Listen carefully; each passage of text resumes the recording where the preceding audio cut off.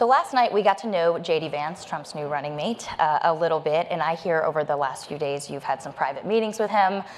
Tell us about these meetings with him. I mean, what's your sort of chemistry?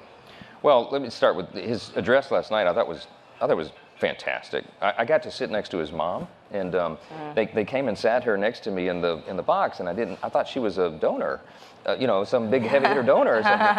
And I introduced myself, I said hello, and she said hi. I said, where are you from? I thought I was supposed to know her, and she said, I'm JD Vance's mom. I said, oh, it's amazing.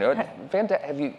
Did you talk to President Trump? She said, I've never met him. I said, well, let's remedy that. So, Mr. President, it's JD's mom. He's like, oh, it's fantastic, great. So you're going to and then she sits down and she's, she reacted very much like my own mom would in that situation. And so I was just felt endeared to her. And what a story. I mean, what a life story he has. It's incredible. Yeah. She had him, she told me, when she was, I think, 22 years old. And, his story's famous. He shared it last night. And she's been recovering from addiction for almost 10 years.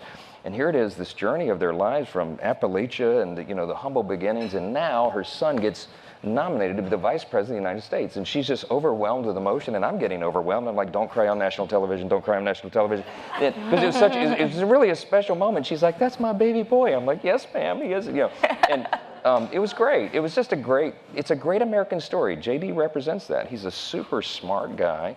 He's got deep conviction. He's a great communicator, and he understands the plight of the American worker and the middle class and the lower class. And JD and I have very similar stories of our upbringing. It's a powerful thing to have somebody on the stage who can look right into the eyes and the hearts of the people and address the issues that concern them most. And that Rust Belt and that Midwest sensibility that he brings to it is really a powerful thing. And I think he's going to be a great addition to the ticket.